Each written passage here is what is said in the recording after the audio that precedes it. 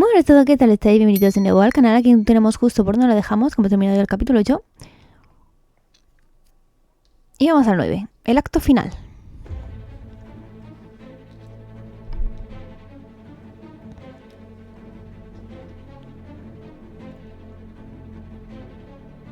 Dos horas antes.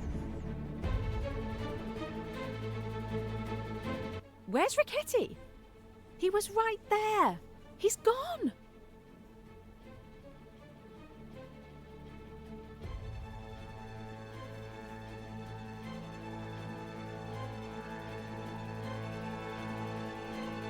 I'm sorry, Mr. Poirot.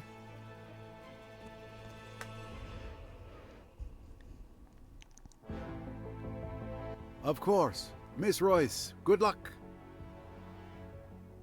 What is going on? Another murder? Oui, monsieur. Another murder. And for the second time, Poirot has arrived too late. Focus, Poirot. Summarize what you know. First, Mademoiselle Bourget was slashed by a thin, extremely sharp object. Possibly a scalpel. Then we have a torn piece of currency found clutched in her hand. Next, we have a ribbon from a bundle of $10,000 notes found on the floor. Finally, there is a telegram intended for Monsieur Riquetti among the victim's belongings. A telegram that was very incriminating for him. These tell a story. Possibly more than one. Time to put the pieces together. Vale. La muerte de Louis Bourget. Tell me, Tarek, what were you doing at the time of Miss Bourget's death? I was on the deck near the gangway. The captain had asked me to stand guard. And you didn't see anything unusual or unexpected? Not really. I saw Mr. Hayashi and Mr. Allerton leave the saloon together. Mr. Hayashi called out to me to ask if I wanted to play billiards, but I declined. After all, I was on duty. No time for games. Vale. Mr. Hayashi, what can you tell me about Mademoiselle Bourget's death? Let me see. I spent the afternoon playing billiards with Tim. Miss Bourget was reading in a corner of the saloon. When you summoned Tim, I went out with him to find someone else to play. Miss Bourget was perfectly fine when we left her. And then? Outside, I saw the steward, Tarek, on the deck. I asked him if he could play, but he was on duty. I kind of expected that. Then I saw Mr. Riquetti on the bow. I went over and asked him if he was up for a game. We chatted for 10 minutes or so. He finally agreed to play. We went back to the saloon together, and that's when we found Miss Bourget dead. Ok. Mr. Hayashi, No. what can you tell me about Quiero Mademoiselle coger el bigote. Bourget's death? Let me see. I spent the afternoon playing No puedo billiards with pararlo. Tim. Miss Bourget. What have we here? An interesting discovery.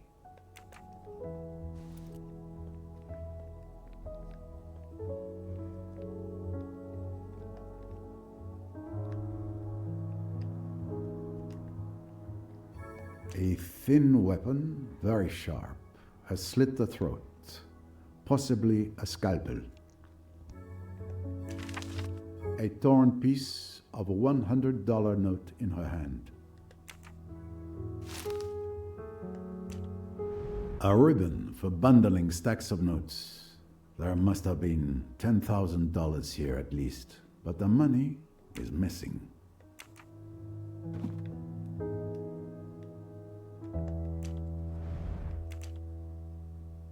This is where I found Mr. Riquetti's encrypted telegram.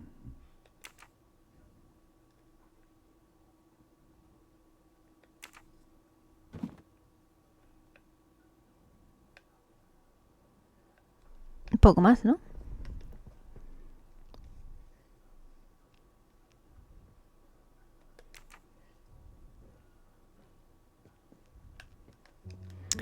A ver, ¿qué tenemos?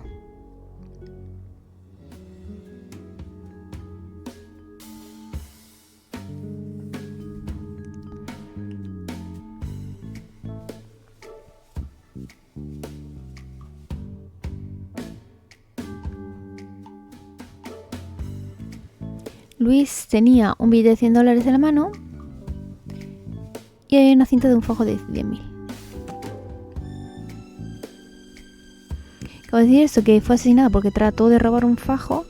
El asesino le quitó el fajo o rasgó el billete. Yo creo que se lo quitó. Chapeau. Le quitó los billetes. Telegrama, ponían aprietos a Guido y esta se lo tenía. Había robado a Guido un telegrama que le incriminaba. ¿Sí, no? Why not?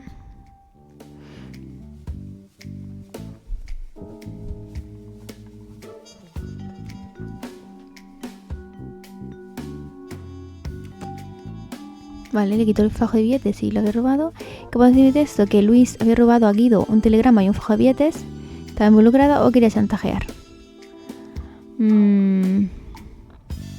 lo había robado? No, o quería chantajearlo. Nice one. Quería chantajearlo.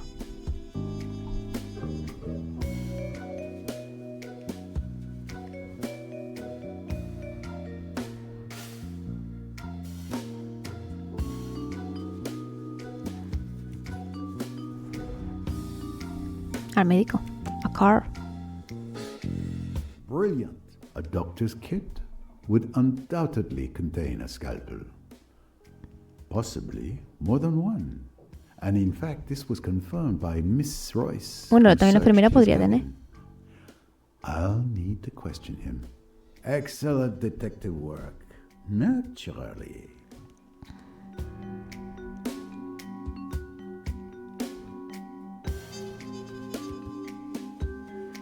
Coloca el orden correcto a los acontecimientos. Van a ver a Guido. Acaba de hablar con Guido. Desde el bote habla con el camarero. Salen del salón. Encuentran y es asesinada. No, primero salen. Luego este habla con el camarero, que le dice que se acueste. Luego estos va a ver a Guido. Se tiran 10 minutos hablando. No, ahí cuando la asesinarían, ¿no? Y luego ya la verían. Sí. Well done. Precisely. Is that applause I hear? Ella, Mao, el camarero y Guido no han podido matar a Luis. No tengo nada. Así. Pero quería chantajear a Guido. Pero él no la ha matado. This Que lo ha must dicho be the antes. right solution. Que no lo había matado él. Ya he dicho yo antes que no tenía relación la araña con estas dos muertes. It's at times like this when I miss my good friend Hastings. Miss Royce would be a good choice, but alas, she pursues her own destiny just now. You will have to do. What? What do you mean? Your job is to listen. Follow my reasoning closely, if you can. I know that Louis Bourget wanted to blackmail Mr. Riquetti with his telegram. But I also know that you, Tarek, and Mr. Riquetti have alibis. None of you could have killed Mademoiselle Bourget. Yet, there was certainly a tidy sum paid for blackmail. Where could that money be now? Está chantajeando a otra persona. Very well. Let me think. Well, it seems obvious then that Louise was blackmailing someone else. Excellent. Indeed. Louis Bourget must have been blackmailing both Riquetti and another person on his boat, connected to another case. Which one? Al asesinato de Lynette. The murder of Mrs. Doyle? Exactly. The victim of the blackmail could have simply paid. But if their secret were ever revealed, they'd risk the death penalty. They couldn't take that chance. But what had Louise Bourget discovered? La identidad del asesino. Louise had discovered the identity of the murderer. Precisely. Louise knew who murdered Mrs. Doyle. Tipa será She wanted to callado todo blackmail el that rato. person instead of telling me. Instead of getting paid by the killer, she paid with her life. But what about Riquetti? I'm afraid Miss Bourget saw the rewards of blackmail, but not the danger. She must have planned to blackmail Riquetti as well. But she was killed before she could. Of course. You're right, Monsieur Poirot. It's brilliant. Yes, I know.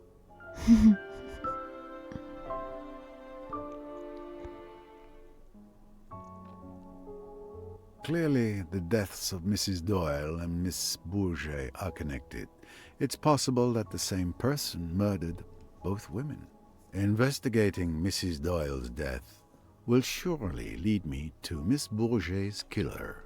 Mr. Tarek, could you move the body to the cold storage in the hold? Do what? Yes, sir. Forgive me. The usual request I expect to receive is more like, may I have another glass of wine? It's time for me to speak with Dr. Bessner.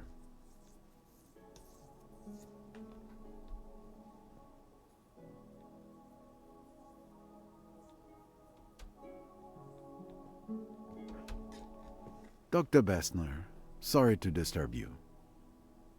Mr. Doyle, how are you? My leg is in pain, but Bessner has some marvelous little pills in that bag of his that help. His condition has worsened. He has a fever. We really need to get him to the Aswan hospital as soon as possible. Yes, it won't be long now. We're waiting for Miss Royce to return before we leave. In the meantime, could you show me your scalpels, please? I want to see if you might be missing one. Missing one? I assure you I take great care of my instruments. Louise Bourget was found with her throat slashed by a small, thin, sharp weapon. Probably a scalpel. Do you think I, Carl Bessner, who is so well known all over Austria, I, with my clinics, my highly born patients, I have killed a miserable little femme de chambre? But it is ridiculous, absurd what you say. None of my knives are missing. Not one, I tell you. They're all here, correct in their places. You can see for yourself.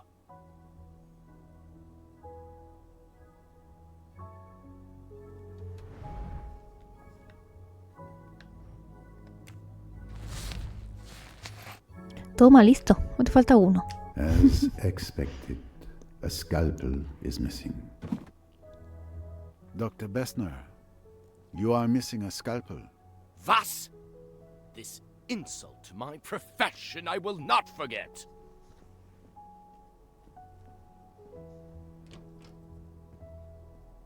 Whew, you've put the old boys back up.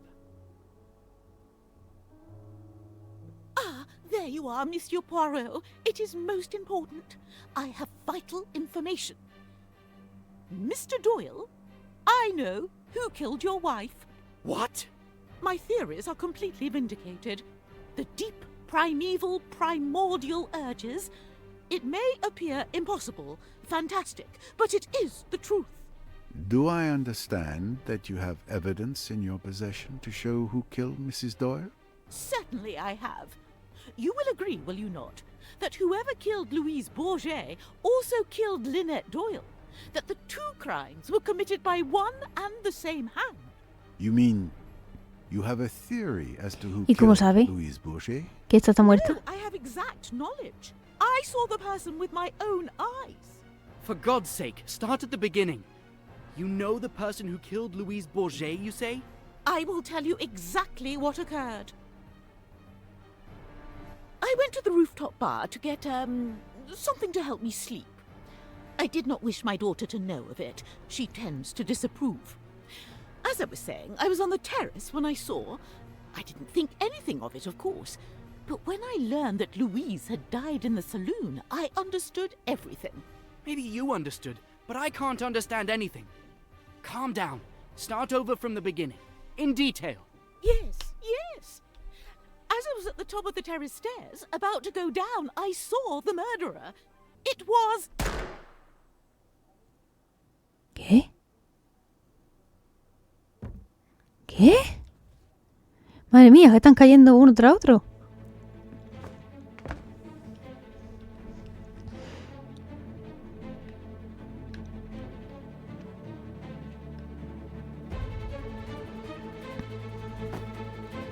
Good heavens, Poirot. What's going on?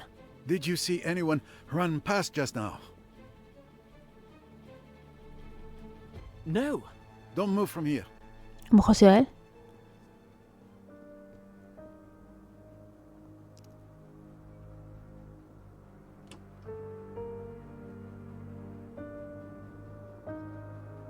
Ya he hecho como que corría hacia mí, pero en realidad estaba huyendo de mí.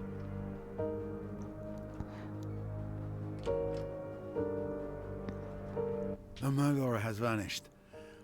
Again. Another murder? Who was it this Su time? mamá. I'm sorry.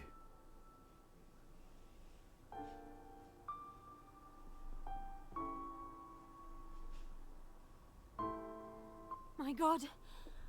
Mother!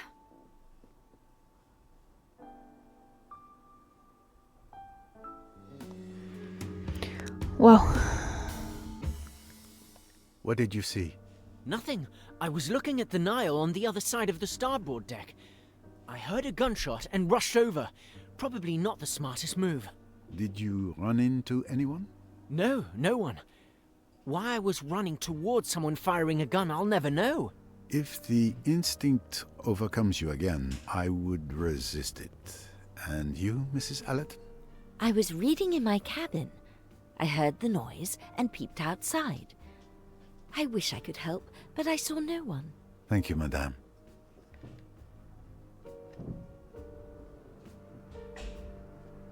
Did you see anything? No. I was in your cabin with Rosalie, as you had requested. We were talking when we heard the gunshot. Rosalie went white as a ghost and rushed outside. I followed her. I heard the shot, shouting, and went out. But I didn't see anyone either. It's horrible. Poor Rosalie. Yes, this cruise feels less upon the Nile and more upon the river Styx.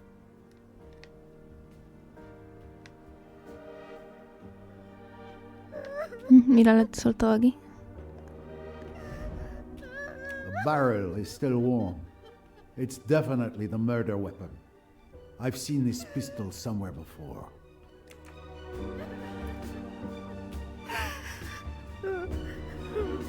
Miss Otterborn, I share your sorrow. I will need to examine the crime scene. Perhaps some fresh air would do you good? Que se lleven a esa mujer, por favor.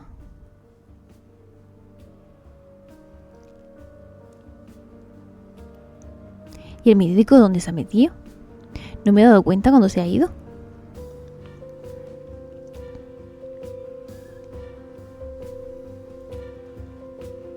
A bullet to the head. Behind the left ear, a large caliber. She died instantly. Another life gone on this cursed boat. What a horror! You were close to the door, and you really didn't see anything? No, not even a shadow. Poirot, I beg you, do something.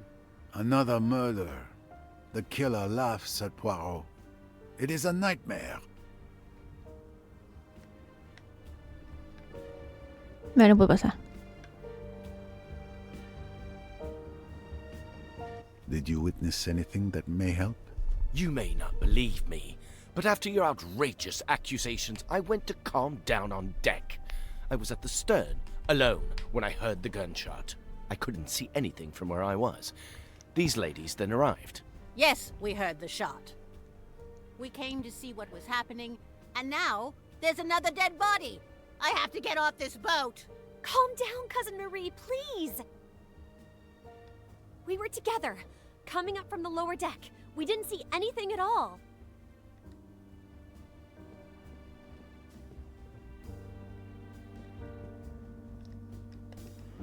A ver.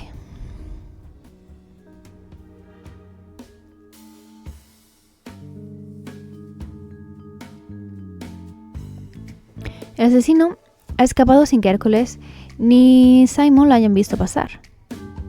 Le ha dado por la oreja izquierda.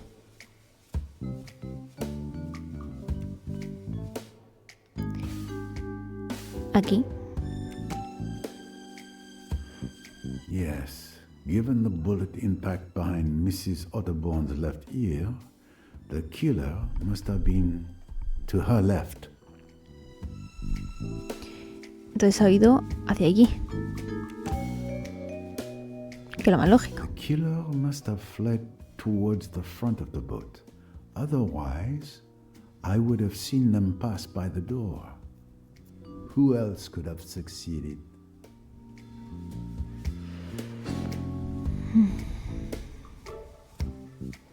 Hipótesis de la huida. Selecciona hipótesis relevantes.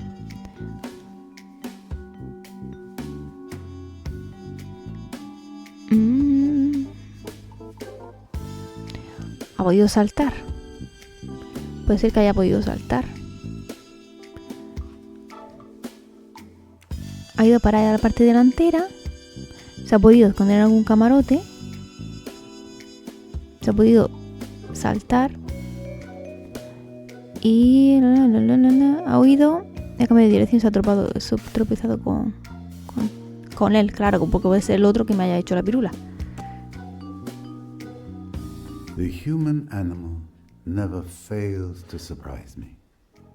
Other animals will run when they hear a shot. With humans, you can never depend on them being so rational. The killer had few ways to escape. I can rule out the possibility that they jumped into the water. Everyone. Y para el otro lado no ha ido. I can also rule out the suspects who are at the stern. It's clear the killer fled towards the bow. Therefore, the killer is now either on the upper deck among the present passengers, or they jumped to the lower deck and are hiding there. My little grey cells did not let me down.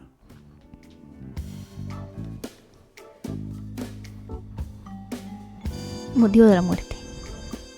Conocía la identidad del asesino de Luis, ha dicho, ¿no? She was about to reveal who she saw enter the saloon to kill Louise. It's certainly the same person who silenced her before she could speak. Another victory for Poirot, of course. Biografía del arma del crimen. ¿Dónde he visto esta pistola? No, estaba aquí. En la mesita. Miss Royce told me she saw this pistol in Mr. Pennington's cabin. I'll need to question him once I'm done here. He should still be in the lounge. Who is the world's greatest detective? Salomé ha sido asesinada con la pistola de Andrew. Salomé ha sido asesinada para que no revelase el este, sí. El nombre. Es sospechoso de ambos. Totalmente. Y antes que quería matar a la otra. Please, let me through.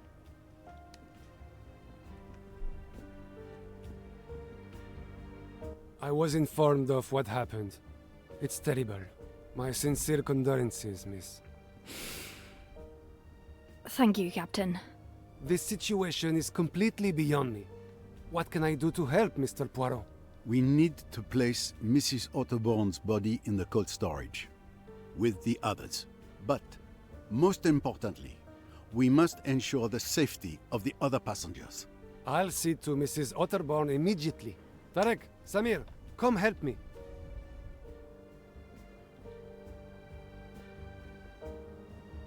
Thank you, Captain. Then please stay on the alert. Don't you worry. My crew and I will be vigilant. How is Mr. Doyle? The fever has worsened, but I've just given him an antibiotic. And Miss Bowers is watching over him. There's nothing more we can do for now. Vale, por lo pronto aquí no podemos hacer nada.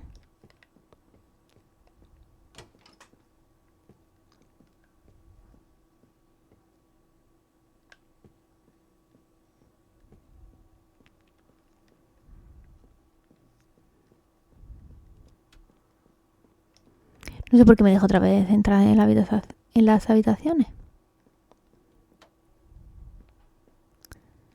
Aquí ya no hay nada más para explorar.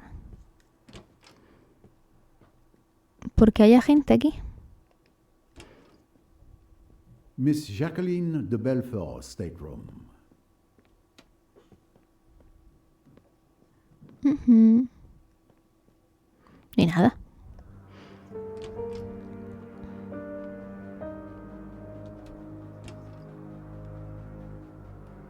Este es el mío.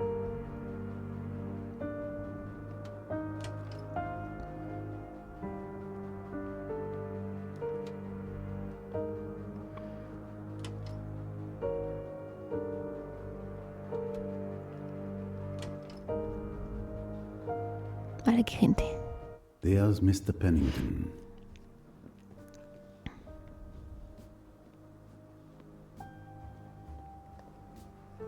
I'm so very sorry, mademoiselle. She's completely in shock. Take good care of her, young man.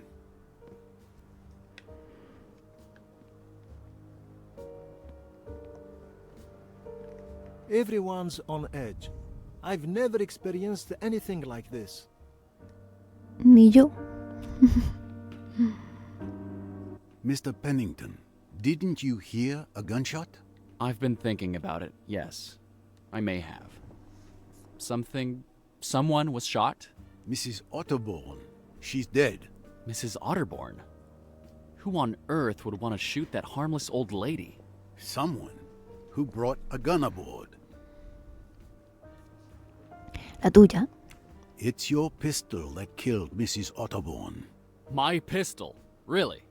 Is that an accusation? I haven't moved since the last time we spoke. And anyway, everyone knew I kept a gun in my cabin. I mentioned it at dinner. It's true. He showed his gun to Mr. Hayashi last night at the restaurant. Everyone saw it and could have stolen it from his cabin, especially since it wasn't particularly well hidden. Besides, why would I want to kill her? Porque había visto al asesino de Luis. There is an obvious motive, monsieur. Mrs. Otterborn was killed because she knew who murdered Miss Bourget. She had to die just as she was about to reveal their identity. So you really think I'm the killer? Creo que no.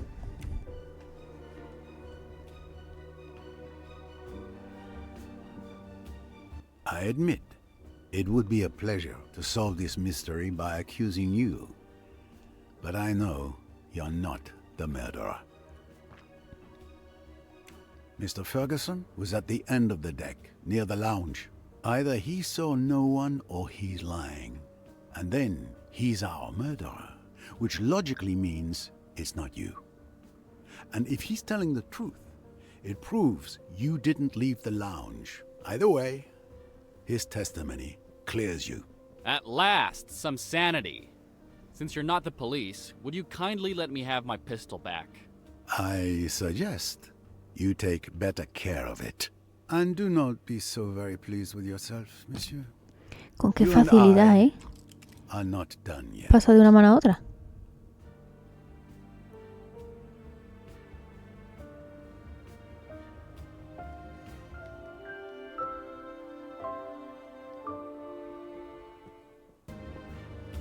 I've exhausted all the possible leads I had regarding Mrs. Otterborn's murder. It's obviously connected to Lynette Doyle. But how? I must return to her death. Solving that will lead me to whomever turned this cruise into a nightmare. ¿Me deja salir o qué? With all these tragedies, I have not had a single moment to reflect calmly. I must revisit details, and I know of a good place to start. Tim Allerton gave me a piece of information that seemed trivial to him, but awakened my little grey cells. But before I could investigate, we were interrupted by the death of Miss Bourget.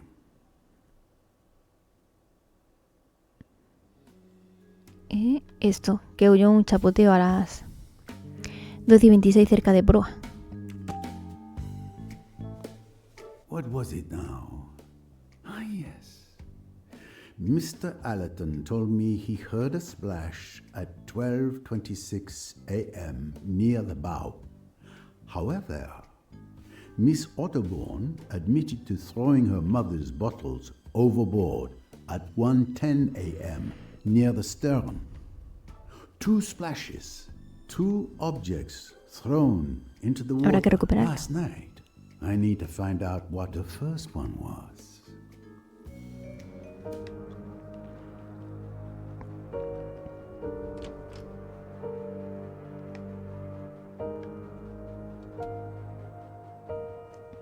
Era por este lado, pues por el otro.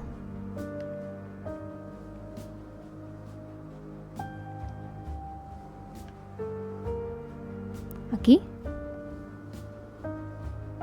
Perfect. From here, I should be able to dredge up whatever was thrown into the water. Here you go, sir. I've brought what's needed to dredge the bottom, as you requested. Thank you very much. Let's get to work. We shouldn't waste any time. I'll guide you.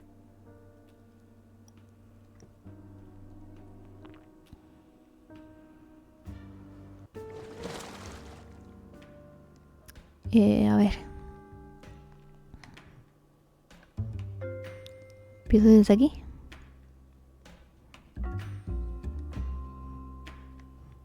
Es que para llegar a este, telita.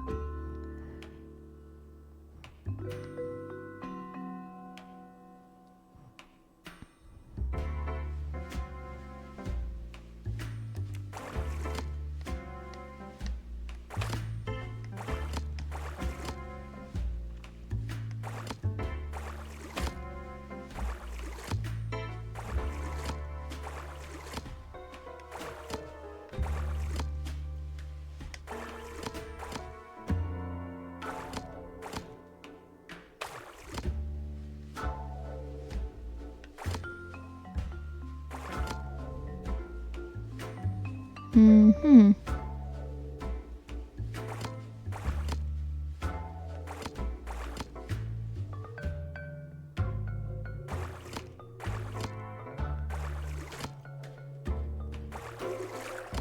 Es que tengo que quedarme como en esa roquita de ahí.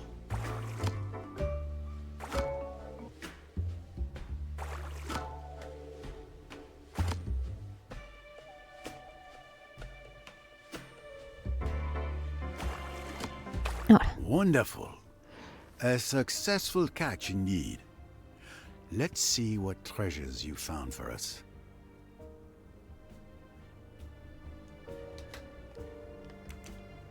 A can. It must have been down there for years. A worn shoe, falling to pieces. It serves some foot well.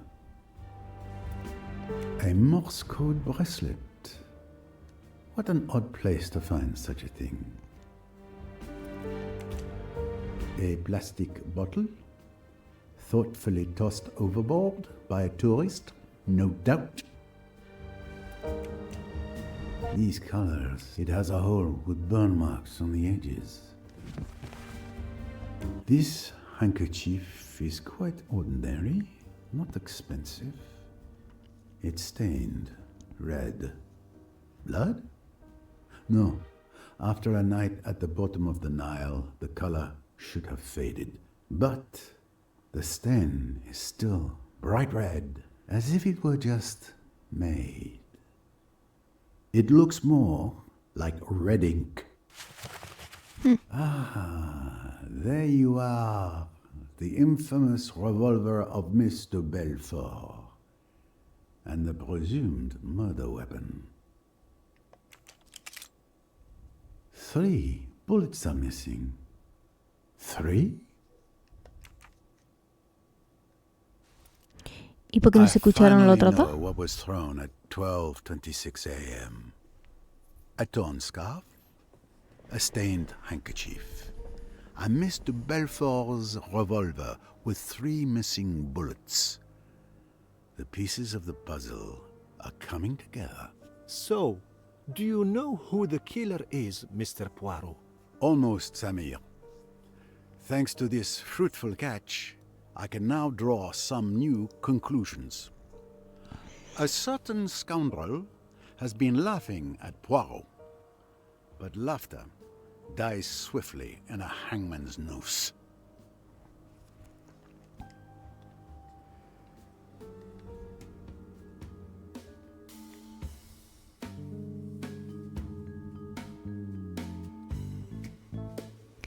Análisis de las manchas. Si no sangre, ¿qué podría haber manchado el pañuelo? ¿Vino?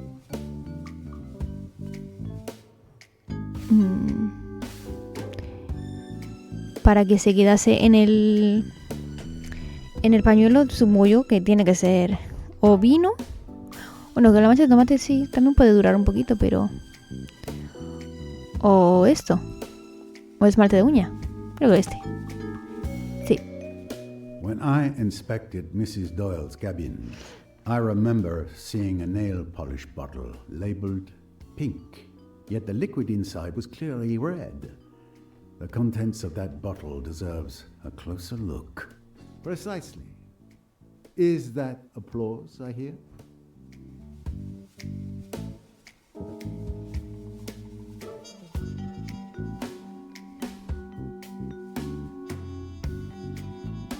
Análisis del fular. ¿De quién es el fular? Creo que de esta, de Marie. Sí. This scarf belongs to Miss Fanchula. It disappeared from the lounge the night before Mrs. Doyle's murder. ¿Qué hizo el agujero del fular?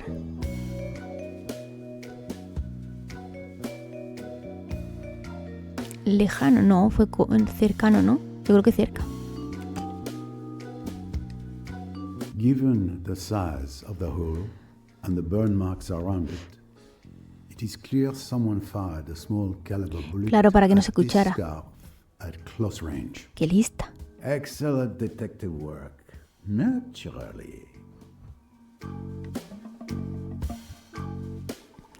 Anoche se oyeron disparos. Selecciona qué personas lo recibieron. Simon, Lynette y está. Pero falta uno. Una bala. According to witness testimonies and my analysis of the crime scene, there were only 2 shots that night. The one fired by Mr. Belfort, which wounded Simon Doyle, and the one that killed Lynette Doyle. Who is the world's greatest detective? La noche del asesinato se oyeron 2 disparos, pero se hicieron 3. Eso quiere decir que se efectuó un tercer disparo, pero nadie lo oyó. 2 veces, sí. Well done.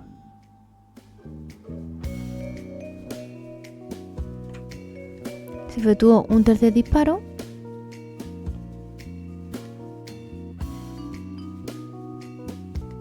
Y es esto. Aquí disparó al fular. Eso quiere decir que ya ha puesto el fular cuando fue asesinada. Que el fular permitió al asesino esconder su identidad. No, el fular amortiguó el sonido. One less puzzle to solve. Et voilà. I now have all the facts I need to reconstruct the events of the night Lynette Doyle was murdered.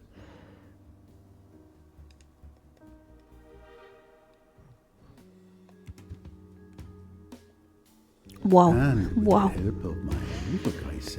Uf, espérate tú. I will solve the murder of Mrs. Doyle. Efectúa un disparo. A la 1:21. Yo le doy un puntapié al revólver.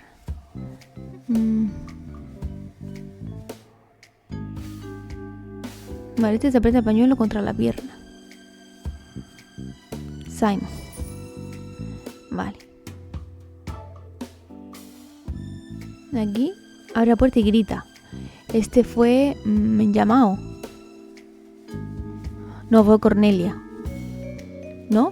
Creo que sí fue Cornelia. Porque el llamado estaba aquí.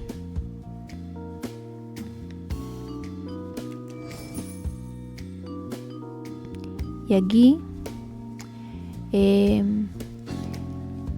estaba aquí llorando esta. ¿Es un disparo o no? Aquí.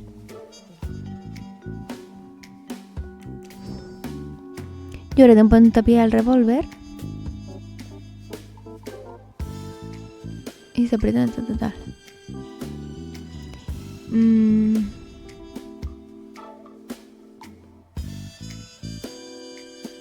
Y me queda el médico y la enfermera.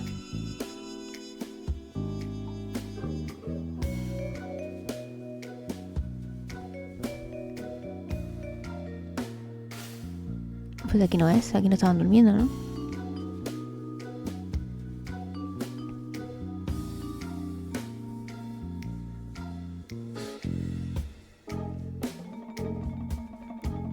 Pero era la parte de arriba. No puedo subir arriba. Esta es la habitación de llamado. Esta es la de Tim. Esta es la de Simon. Lynette.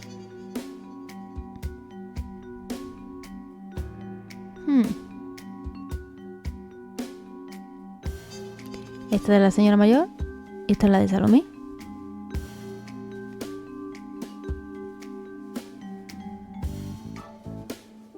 Pero necesito las habitaciones de las otras. Aquí Bowers. ¿Esta cómo se llamaba? Esta era Bowers.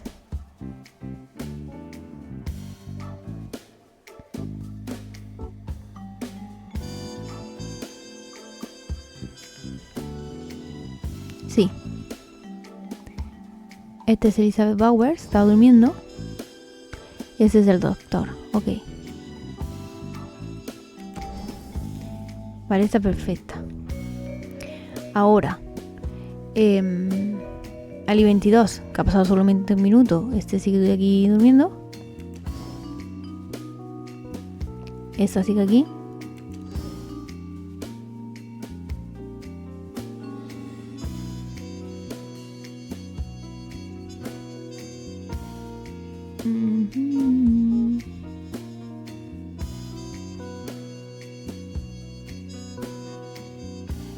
Sube las escaleras, sube la escalera. Este está aquí sufriendo. Coge el revólver, ¿quién?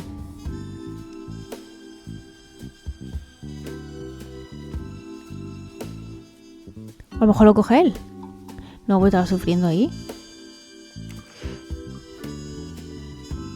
A lo mejor ha sido él todo el rato. Y no está tan malo como... Ay, estoy ya rayada, ¿eh?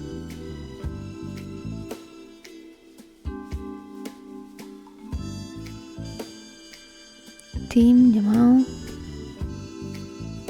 Simon.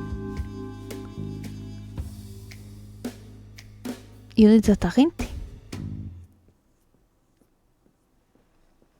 No hay más bolitas azules.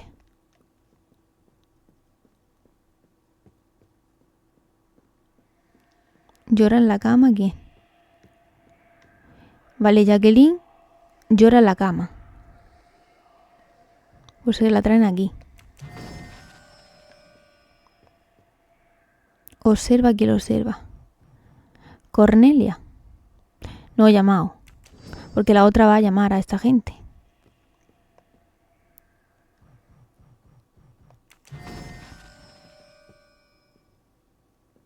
¿O no?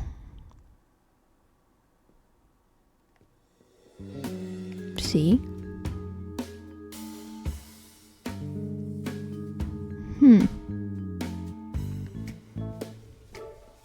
¿Y esta qué pinta aquí?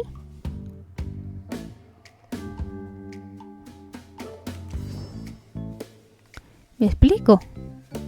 ¿Qué pintaba esta?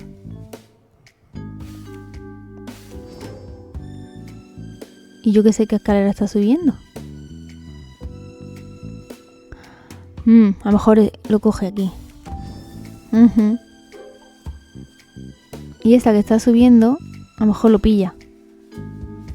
Vale, sí, ya está todo. A la I-23, a ver. ¿Ve a alguien salir de la sala? Corre. Coge el revólver y sufre.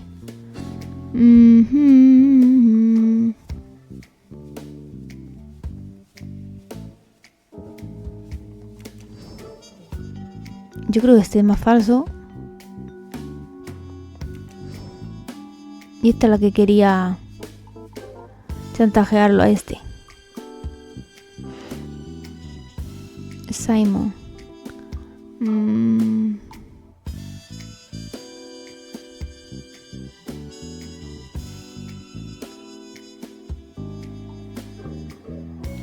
Primero habla con este, ¿no?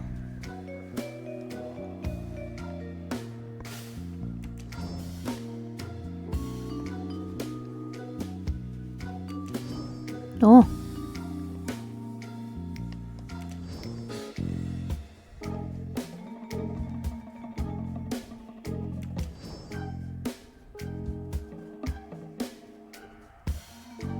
Y está lo mismo.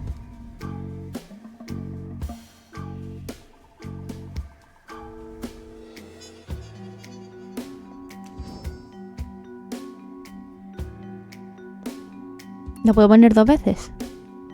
Yo creo que no.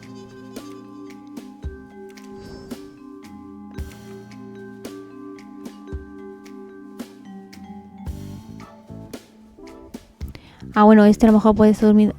Vale, es que no me acuerdo. ¿A quién aviso primero?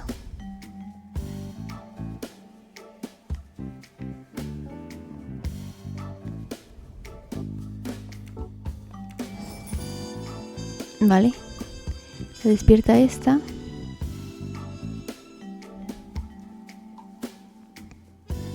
Esta sigue llorando.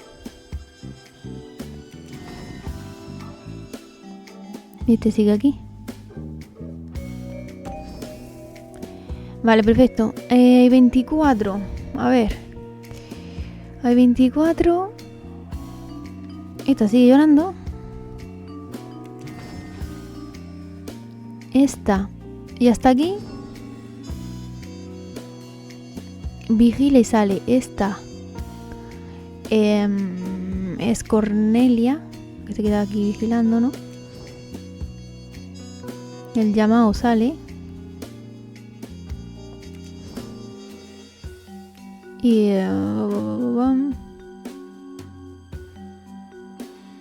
este sigue durmiendo. Tardaron tanto en llamarlo.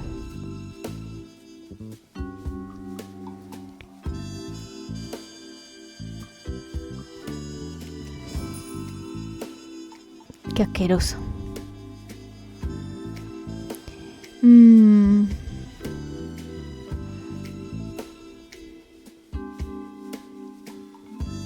Y esta se va.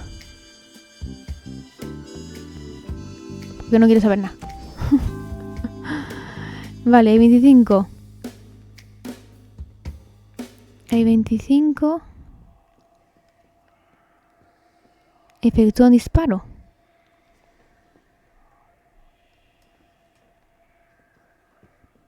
Se tendría que volver aquí, ¿no? A lo mejor es que la primera vez no le da.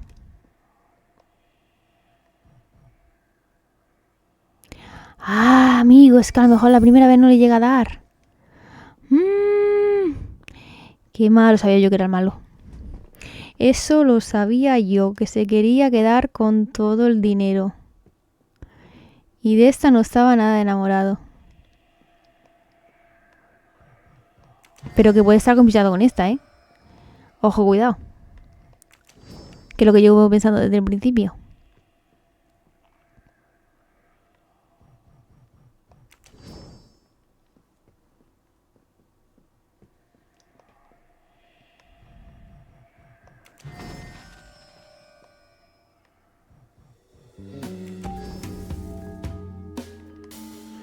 Vale, la 26.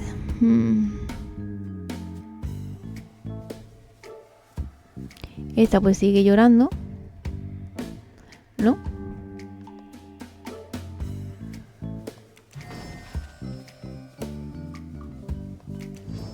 Jolín.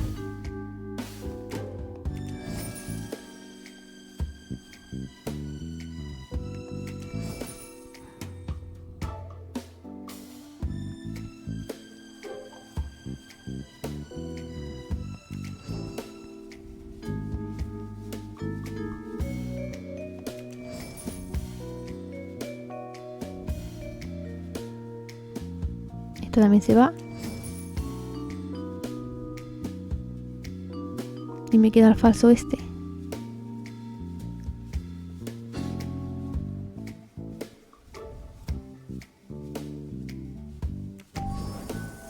Perfectísimo. Ya lo tenemos.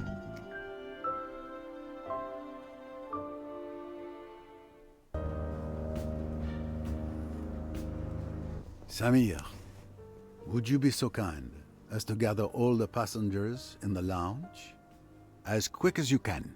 Everyone? Even Mr. Doyle? In his condition? Yes. It is absolutely crucial that all the passengers are present. I'm counting on you. Right away, Mr. Poirot.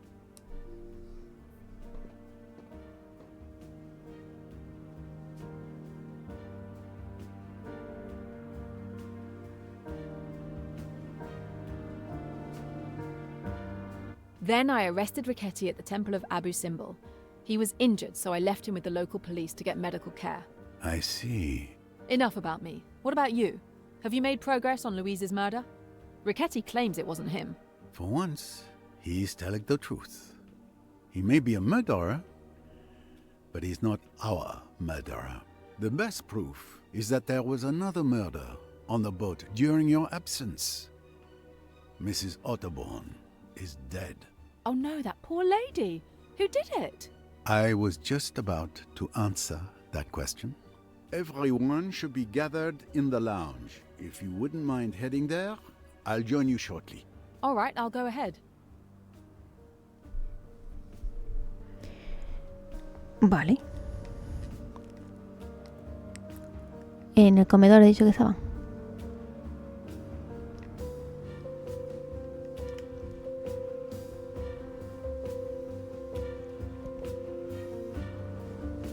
No, ¿esa gente dónde está?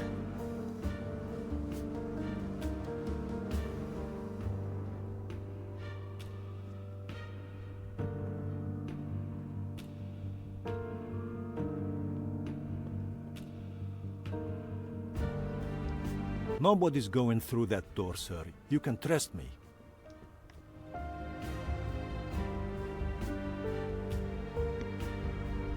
I've gathered all the passengers, as you requested. Perfect.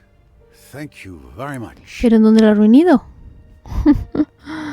Me he dejado pillada, hacia abajo no había nadie.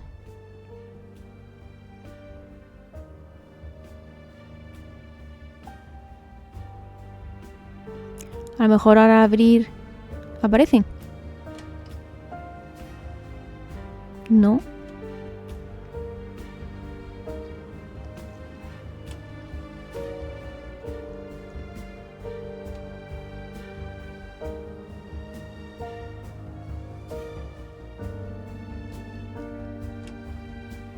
¿Dónde está esta gente?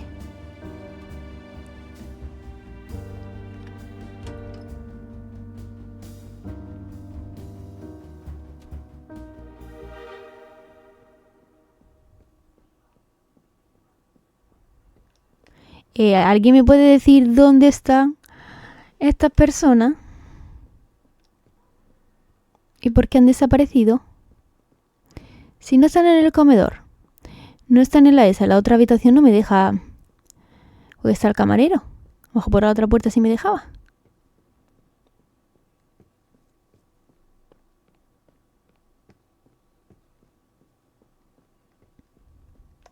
Madre mía. De verdad, de verdad. I see that everyone is here. Even Mr. Doyle. I hope you have a good reason for moving Mr. Doyle. He is in very bad shape, as I've mentioned more than once, mein Herr. I'll be fine. I want to hear what Mr. Poirot has discovered about Lynette's murder. Thank you, monsieur. Now then, when we first began our investigation, we had two hypotheses. The first was that the murder was not premeditated. The killer witnesses the scene between Mr. Belfort and Mr. Doyle, waits for everyone to leave the lounge, grabs the revolver that was under the chair, and shoots Lynette Doyle. The second hypothesis was that the murder had been meticulously premeditated. Correct, Miss Royce? Correct. Very quickly we were able to eliminate one of these two hypotheses. The murder was very carefully planned and accurately timed, with all the details meticulously worked out beforehand. Even to the drugging of my bottle of wine on the night in question. Let us explore the elements that support this hypothesis. Miss Robson had seen Mr. Belfort fire her revolver, had seen Simon Doyle collapse onto a chair, and had seen him clasp a handkerchief to his leg. That's exactly what I saw. What had Mr. Hayashi heard and seen? He heard a shot, and he found Doyle with a red-stained handkerchief pressed to his leg. I can confirm that. What had happened then? Mr. Doyle had been very insistent that Mr. Belfort should be got away, that she should not be left alone. After that, he suggested that Mr. Hayashi should get hold of the doctor.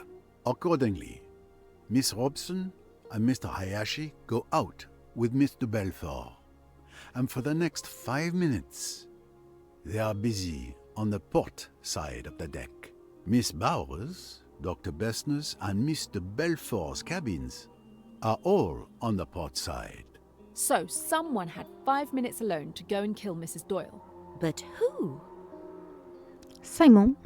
Simon Doyle. It is foolish, that.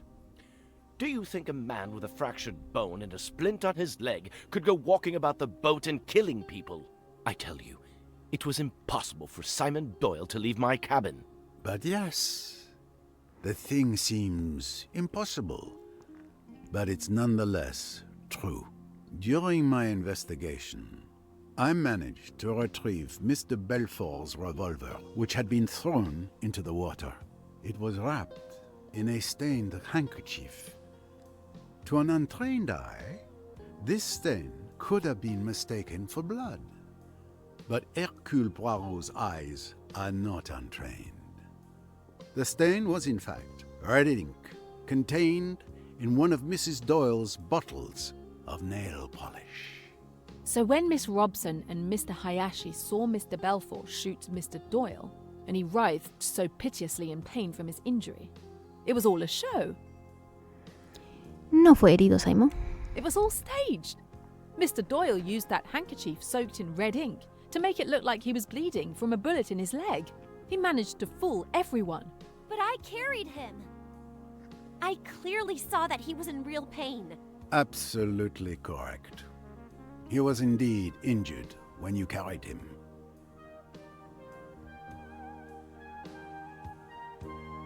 But you just said that... Patience, if you please. We're getting to the boldest part of this plan.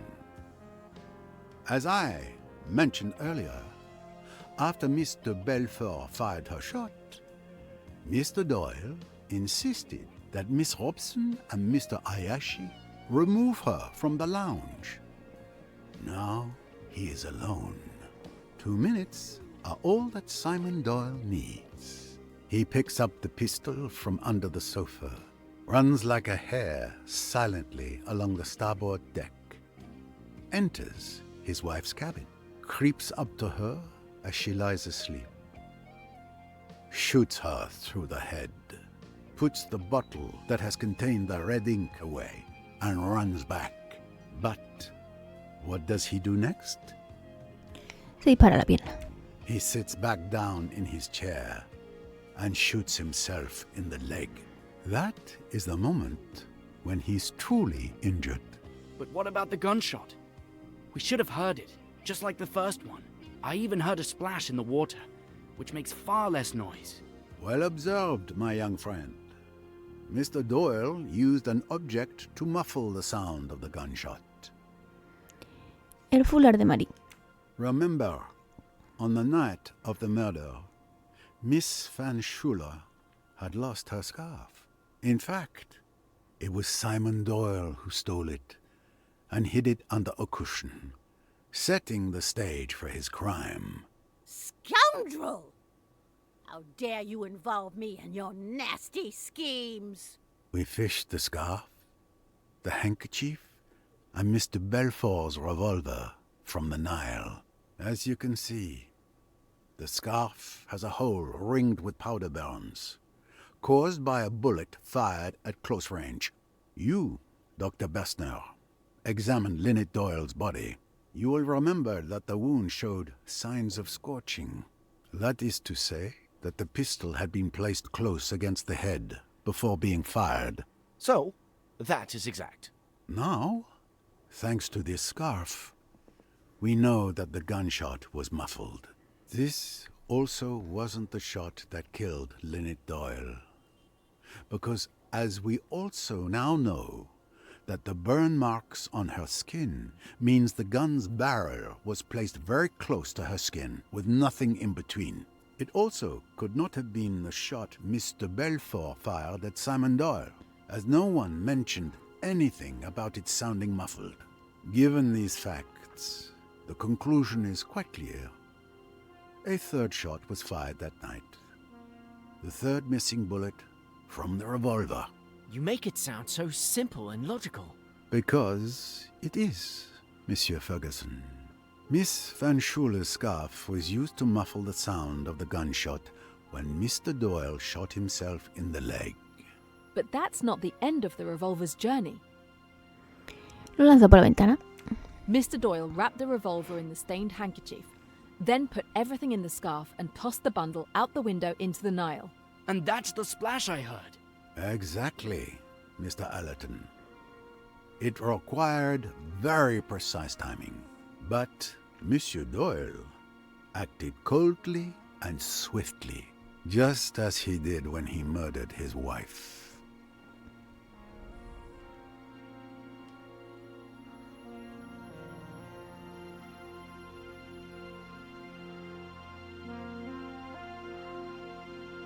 You certainly live up to your reputation, Mr. Poirot. Your theories are quite spectacular, but something is bothering me. If I am the villainous murderer who killed his wife, how do you explain the murders of Louise and Mrs. Otterbourne? What fantasies have you cooked up to explain how I could have managed those? And why? According to your theory, I was well and truly injured and bedridden in the care of Dr. Bessner all day. In fact, you're my alibi. I was even in the same room as you when poor Mrs. Otterbourne was killed. You're absolutely right, Mr. Doyle. I hope you didn't think I was done. Let us move on to the murders of those unfortunate women. ¿Está conectado al otro dos? Sí. You couldn't have killed Miss Bourget and Mrs. Otterbourne, Mr. Doyle. But you're not entirely innocent of their deaths either. Remember when Louise came to testify? When I asked her if she had seen anything the previous night, she gave this curious answer. Naturally, if I had been unable to sleep, if I had mounted the stairs, then perhaps I might have seen this assassin, this monster, enter or leave Madame's cabin. Now, what exactly did that tell us? ¿Qué quería chantajear a Simon? Miss Bourget lied when she said she saw nothing. She had indeed seen the murderer, Mr. Doyle, enter Lynette's cabin. But instead of coming to me, she preferred to profit from her knowledge.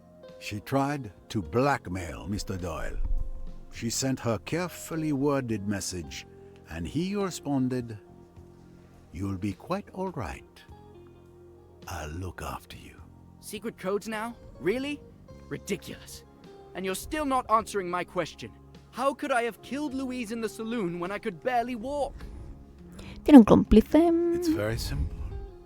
If you didn't kill Louise Bourget, then you must have had an accomplice.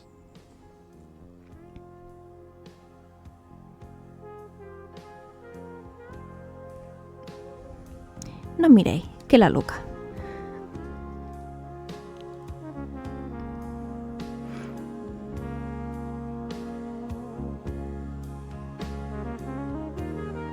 An accomplice?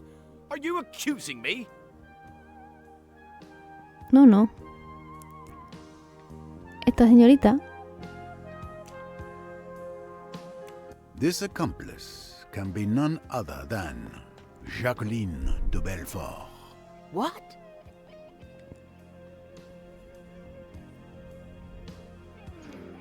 I beg your pardon? You're insane! As I say, it was a very cleverly planned and well thought out piece of work. It could not be chance that Simon Doyle had a bottle of red ink in his pocket. No, it must be design. It was not chance that he had a plain unmarked handkerchief with him. It was not chance that Jacqueline de Belfort's foot kicked the pistol under the settee, where it would be out of sight and unremembered until later. So you truly believe that Miss de Belfort and Mr. Doyle are accomplices? Certainly, the two halves of the murderer. What gave Simon his alibi?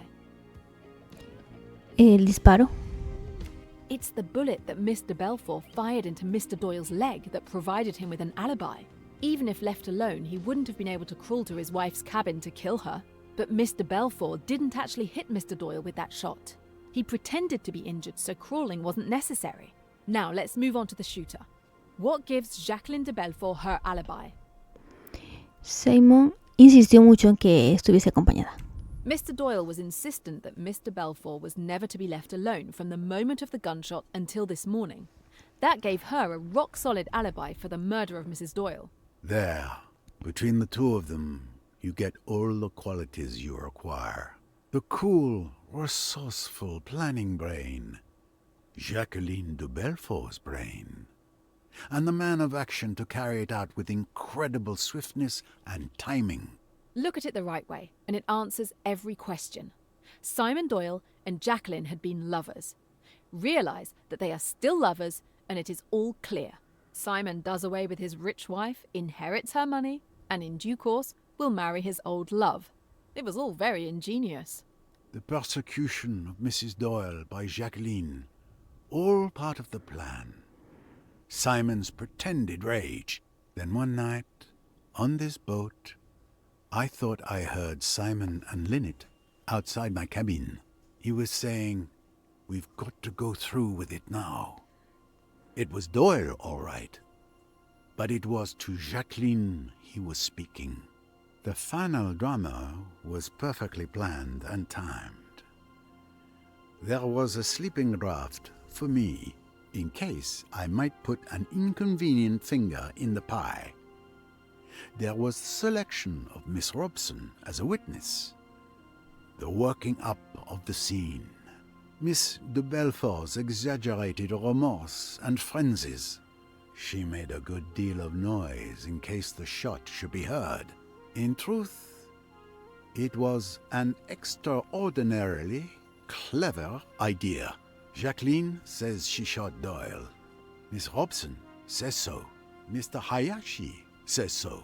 And when Simon's leg is examined, he has indeed been shot. It looks unanswerable. For both of them, there is a perfect alibi. At the cost, it is true, of a certain amount of pain and risk to Simon Doyle. But it is necessary that his wound should definitely disable him. But then, the plan goes wrong. Someone sees Mr. Doyle enter his wife's cabin. Louise Bourget has been wakeful. She has come up the stairway, and she has seen Simon Doyle run along to his wife's cabin and come back. So she makes her greedy bid for hush money and, in so doing, signs her death warrant. But Mr. Doyle couldn't have killed her. No. The other partner did that murder. As soon as he could, Simon Doyle asks to see Jacqueline. He even asks me to leave them alone together. He tells her of the new danger. They must act at once. He knows where Bessner's scalpels are kept. And still, all is not well. For Mrs. Otterbourne has seen Jacqueline go to the saloon, and she comes hot-foot to tell Simon about it. Jacqueline is the murderess. Do you remember how Simon shouted at the poor woman? Quería alertar a Jacqueline. Nerves, we thought. But the door was open, and he was trying to convey the danger to his accomplice. She heard, and she acted like lightning. She remembered Pennington had talked about a revolver. She got hold of it, crept up outside the door, listened, and at the critical moment, fired. She boasted once that she was a good shot, and her boast was not an idle one. I remarked, after that third crime, that there were 3 ways the murderer could have gone.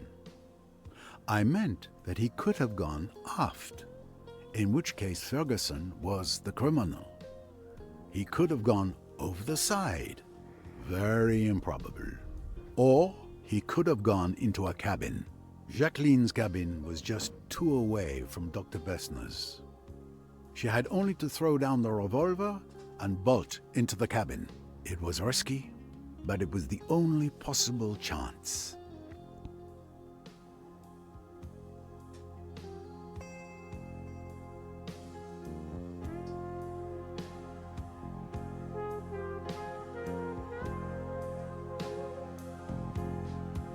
So you killed my mother, you filthy witch!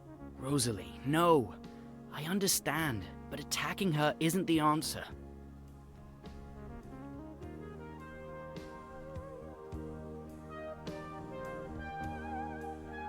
Come on. How can you listen to the ramblings of this old fool? His entire grand theory is based on the fancies he's made up out of whole cloth, without a shred of evidence. You might hope it is so, young man. You insist more proof is needed? You hope Poirot is a doddering old fool? Then by all means, let's allow someone else to dodder some. Miss Royce, if you would.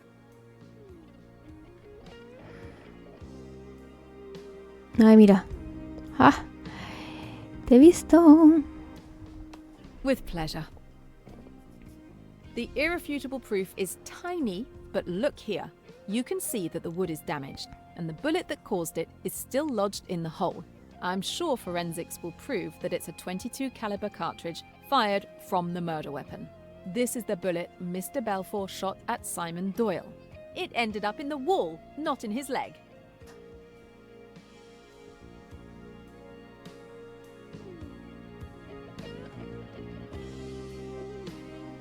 Damn you! Damn you both! Our plan was perfect! It took 2 meddling detectives to work it out. Jackie and I were going to be rich and happy. We deserved it! And we derived the penalty for our failure. Simon, darling, let me speak. You were too clever for us, Mr. Poirot. That night, at Aswan, you told me not to open my heart to evil. Did you realize then what was in my mind? I only knew that what I said was true. It was true I could have stopped then, you know. I nearly did. I could have told Simon that I wouldn't go on with it. But then perhaps... Would you like to hear about it?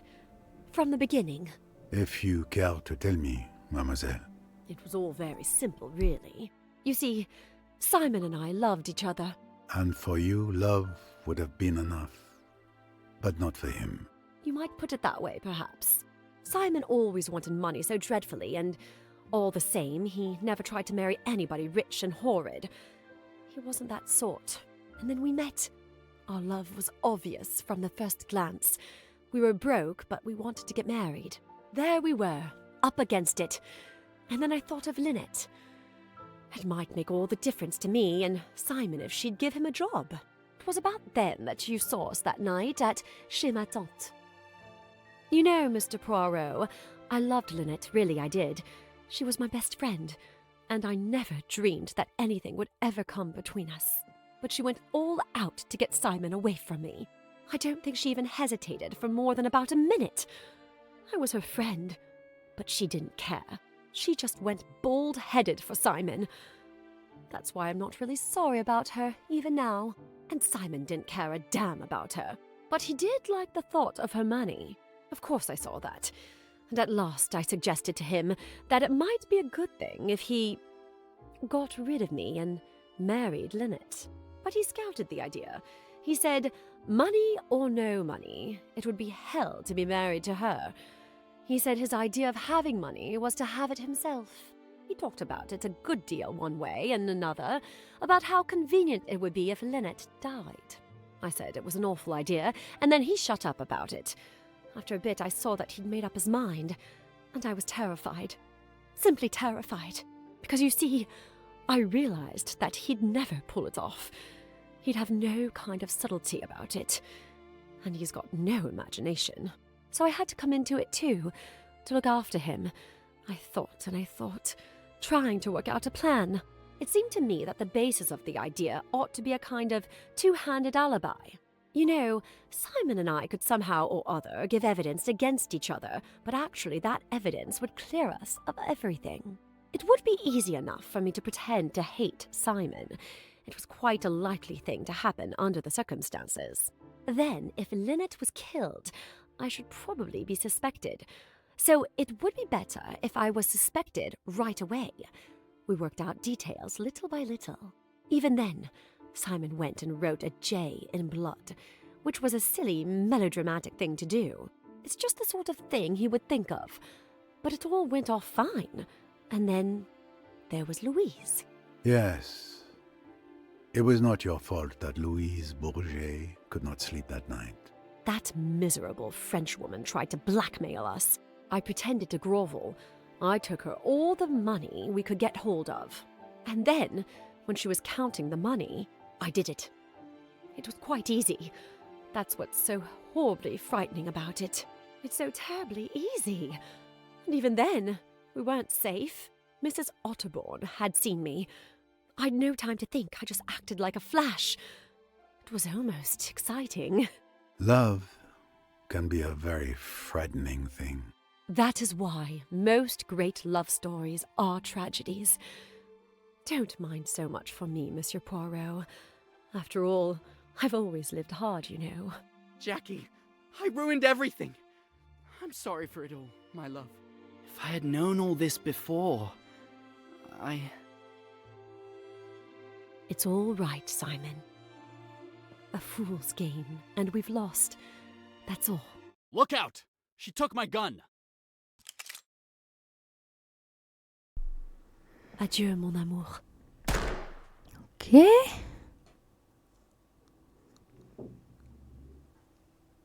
Salió la pinza.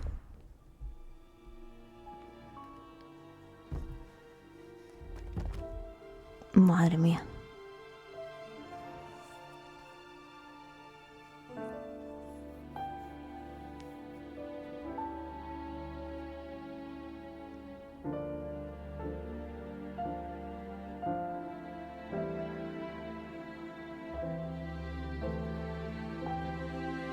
Wow. Capítulo 9 final. Listo.